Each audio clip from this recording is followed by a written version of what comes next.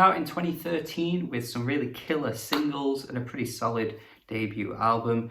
I think they have some fantastic tracks on that album, to be honest. I think The Wire, I think Falling, there are a few others on there too that were really great. Falling in particular is just a fantastic song to me. I had it in my best songs of the 2010s, somewhere in the top 100.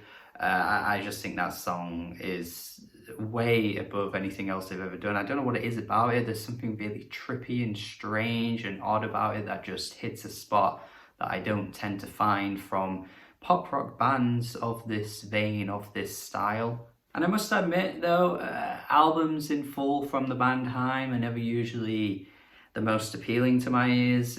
Maybe I should go back to their debut Days Are Gone, because it does have those stellar songs on it, so it might have changed over time and it might really grow me, I don't know. But the follow-up album just felt really underwhelming. That came out in 2017. Apart from I Want You Back, maybe a couple of other tracks on there, it just really didn't, it was just so meh. It was just really disappointing because it seemed as though they were this really cool, fresh pop rock group that were going to provide some really great music consistently, and I just don't feel like they have. Even with their latest album here, Women in Music Part 3, just probably their worst to date, and just a miss for an album this. You can clearly see with this new album that they're definitely taking inspirations from, like, I don't know, the classic era of rock music of the 60s, maybe a bit of the 50s, and going into the 70s too. There are some tracks that really get me thinking about bands like the Rolling Stones, for example, with the instrumentals that they choose and some of the way of the tracks like are recorded in this muddy way. Then you get some of the tracks that remind me of like the Kinks.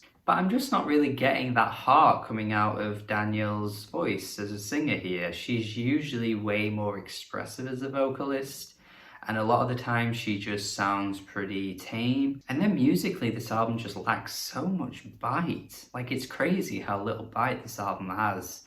I'm just really confused as to the production choices here. Like, some of the tracks just feel mixed a bit weirdly.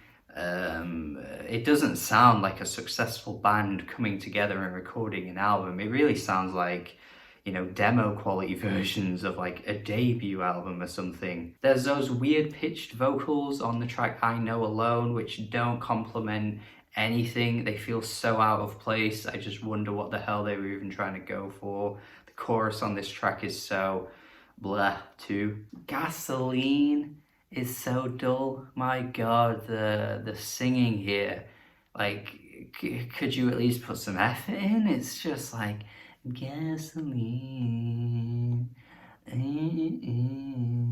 Going back to I Know Alone though, this is one of the tracks, and one of quite a few, where they're clearly trying to like experiment a bit by throwing in these extra things that don't ever land very well at all. There's that fully like reggae track as well in the second half of the album that is so fucking limp. I do tend to find, like, I guess westernized musicians or American or even British musicians that attempt to throw in reggae often doesn't work, and this is just another example of that. And particularly coming from Haim too, like,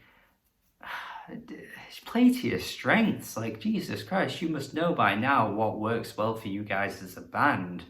Why would you try this? All That Ever Mattered has this weird, awful screaming thing that comes in randomly, again just demonstrating these weird little choices that they decide throughout this album. Really weird track, probably the worst song I think they've ever done, but just baffled by this. I've already mentioned as well how some of the production throughout just sounds really odd at times. Up From a Dream, the instrumental here, like the bass, sounds awful. The instrumental itself just doesn't sound tidied up at all. Once again, I'm just confused. Maybe it's just my ears, because I've seen, you know, a lot of people praise this album. Critics are generally going crazy for this album, actually. But I'm just missing something here. Like, some of these tracks are just not working at all. Leaning on You is pretty bland. It's not particularly a bad song, but it doesn't really add anything to the album. It's just this really like soft sunshine pop that you would have heard on the most recent Vampire Weekend album, which I didn't like that album. So anything that reminds me of that album is a no. I guess in terms of positives, which there really aren't many, The Steps is a pretty good track, really good chorus here. I quite like the lyrics as well, about talking about like independence and how, you know, she can fend for herself. She doesn't necessarily need to rely on somebody else. I must admit, it sounds pretty dated. Like, it sounds like you would hear a song like this in the 1970s, because we are in 2020 now, and I think most women generally live this way. But you know, I guess it's quite a sassy song. But to be honest, I'm just happy that there's a groove and there's a catchy chorus, because they're rare to find on this album. They're very rare to find. The worst thing about this album, though, aside from the fact that most of the songs just aren't good, is the fact that once you get to the bonus tracks, suddenly there's a bit of a sea change, and we're getting like the good side of Haim. We're getting that really peppiness that is usually brought to most of their songs. I mean, they are bonus tracks, so you can't exactly count them in with the rest of the album because they're not officially part of the album, but I kind of want to consider them, because I think Now I'm In It is a really great track. Just seems like everything that they tend to do really well on their best songs is apparent here, and I'm just kind of wondering where that was for the album. Summer Girl was a track that got a bit of a mixed response initially because of the Lou Reed interpolation. I think it's an interpolation, or it sounds very similar to a Lou Reed song. You'll know the song as soon as you hear this song, but I think it actually works quite well. And once again, I think they're playing to their strengths. It's a catchy little track. It's peppy. I don't know, just, again, the usual things I like about Haim songs, but why is that not there for the album? I just don't know. Look, generally this album tends to just not faze me at all. Like, there are some of those bad moments that I mentioned, but usually it's just pretty bland and uninspiring, because I just don't get that oomph from these tracks that I want. You know, go back and listen to a song like The Wire.